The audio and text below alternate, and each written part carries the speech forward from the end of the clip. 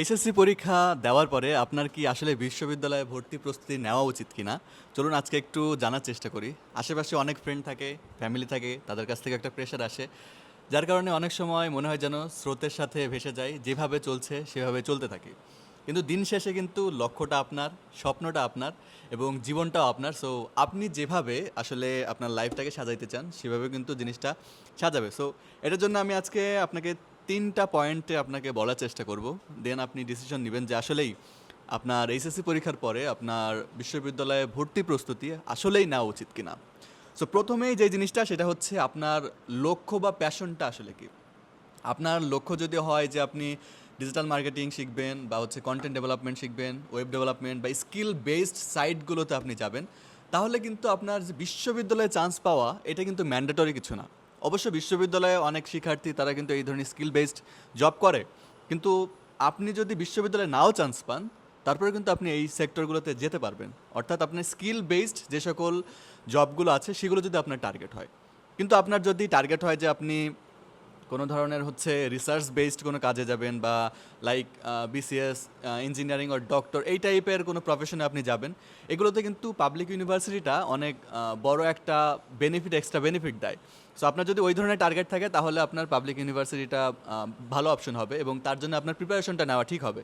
কিন্তু আপনার যদি টার্গেট থাকে যে আপনার কোনো স্কিল বেসড জবের দিকে যাবেন, দেন আপনি কিন্তু আরেকবার ভাবতে পারেন যে আপনার আসলেই এত এফোর্ট দিয়ে এই যে বিশ্ববিদ্যালয়ের ভর্তি প্রস্তুতি নেওয়া এবং অনেক সময় তো এটা অনিশ্চয়তাও থাকে যে আপনার যেখানে 100 জন স্টুডেন্টের মধ্যে 95 জনই পাবলিক ইউনিভার্সিটিতে চান্স পায় না বা এটা হয় না, কারণ সিট তো এত নাই।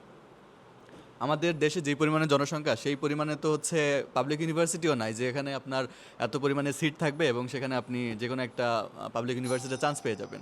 এটা কিন্তু না। সো এই জায়গায় কিন্তু আপনাকে একটা লক্ষ্য রাখতে হবে। আর দ্বিতীয় যে জিনিসটা সেটা হচ্ছে আপনার আসলে বেসিক কতটুকু আসে এবং আপনার মধ্যে কতটুকু মানসিক শক্তি আছে যে আপনি এই যে 3 মাস বলেন, 4 মাস বলেন বা অনেকে তো সেকেন্ড টাইমও নেয়, সেখানে তো আরও বেশি সময়, এই সময়টুকু আপনার মধ্যে আসলেই আছে কিনা। যদি এরকম হয় যে আপনি এইচএসসি একাডেমিক লাইফে আপনার মধ্যে তেমন কোনো এফোর্ট ছিল না, আপনার বেসিক নলেজ সেখানে নাই, তাহলে কিন্তু আপনি এই যে 2 মাস বা 3 মাসের যে টাইমটা, এটাতে কিন্তু আপনি ওইভাবে ভালো এফোর্ট দিতে পারবেন না। কারণ অন্যরা কিন্তু এইচএসসি লেভেলেও যেই পরিমাণে তার একাডেমিক নলেজ ছিল, তার বেসিকটা যেইভাবে ছিল সেরকমভাবে কিন্তু আপনার নাই। সো তাদের থেকে কিন্তু ডাবল এফোর্ট আপনাকে দিতে হবে। অনেক সময় এটা এরকমও হতে পারে যে তারা যদি 8 ঘন্টা বা 9 ঘন্টা পরে আপনাকে তার ডাবল হয়তো বা 16-17 ঘন্টাও পড়তে হতে পারে তাদের লেভেলে যাওয়ার জন্যে।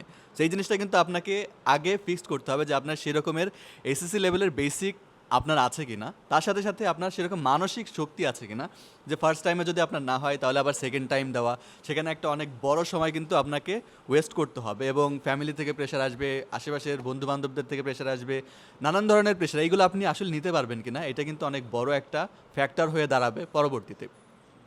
তৃতীয় নাম্বারে যে জিনিসটা সেটা হচ্ছে আপনার মধ্যে প্ল্যান বি আছে কিনা।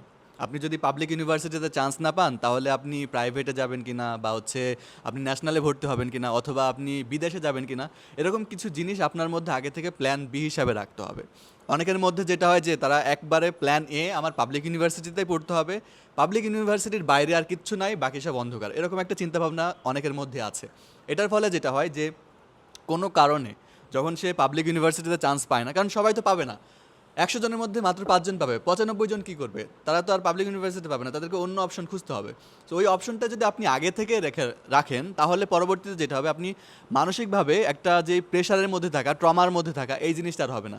আপনার পাবলিক ইউনিভার্সিটি হয় নাই, আপনি প্রাইভেটে যাবেন বা আপনি ন্যাশনালে যাবেন বা আপনি বিদেশে যাবেন বা আপনি স্কিল বেসড কোনো জবে চলে যাবেন, ওরকম কিন্তু আপনার মধ্যে যখন থাকবে তখন কিন্তু আপনি মানসিকভাবেও শান্ত থাকবেন এবং আপনার প্রস্তুতিটাও আরও শান্তভাবে আপনি নিতে পারবেন এবং ভবিষ্যতে যখন হচ্ছে আপনি পাবলিক ইউনিভার্সিটিতে চান্স না পাবেন আপনি অন্য অপশনটা কিন্তু খুঁজে নিতে পারবেন। কিন্তু যদি আপনার একটাই অপশন হয়, যদি আপনি সেই অপশনটা না পান তাহলে কিন্তু আপনার মধ্যে অনেক বড় একটা মানসিক অবসাদগ্রস্ত চলে আসবে এবং আপনার কোনো কিছুই আর ভালো লাগবে না এবং অনেক সময় নেগেটিভ ডিসিশনও অনেকে নিয়ে ফেলে। সো এইরকম যদি আপনার অবস্থা হয়ে যায় তাহলে আপনি কি করবেন, এই জিনিসগুলো কিন্তু আপনাকে আগে থেকেই একটা ভাবতে হবে। প্রয়োজনে আপনি একদিন সময় নেন, ফুল একদিন সময় নেবেন এবং সময় নিয়ে ভাববেন যে আসলে আপনি ভবিষ্যতে আপনার টার্গেটটা কি, আপনি কি পাবলিক ইউনিভার্সিটিতেই পড়তে হবে, পাবলিক ইউনিভার্সিটির বাইরে কি আর কিছু নাই, অনেক কিছুই আছে, অনেক অপশন আছে, সেগুলো কি আপনার জন্যে ফ্রুটফুল কিনা বা আপনার ফ্যামিলি আসলে কি চায় বা আপনার নিজে আসলে আপনি কি চান, এই জিনিসগুলো আপনি আগে চিন্তা ভাবনা করবেন। একদিন সময় নেন, সময় নিয়ে আসলে ভাবেন যে আপনার আসলে কি করা উচিত, দেন তারপরে ডিসিশন নেন যে আপনার পাবলিক ইউনিভার্সিটিতে পড়তে হবে। যদি পাবলিক ইউনিভার্সিটি না হয় তাহলে অন্য অপশন সেটা কি হতে পারে, সেগুলো আগে থেকে একদিনে বসে ফিক্সড করে ফেলেন। দেখবেন আপনার মানসিকভাবে যেই প্রেশারের মধ্যে আছেন, যেই ট্রমার মধ্যে আছেন, সেটা অনেকটুকু কমে যাবে এবং আপনি ভালোভাবে আপনার প্রিপারেশনটাও নিতে পারবেন। সো আপনার প্ল্যান বি আসলে আছে নাকি, আর যদি থাকলে সেটা কি, সেটা অবশ্যই আমাদেরকে কমেন্টে জানান। এবং দেখা হচ্ছে পরবর্তী ভিডিওতে। আপনার স্বপ্নের প্রতি অবিচল থাকুন।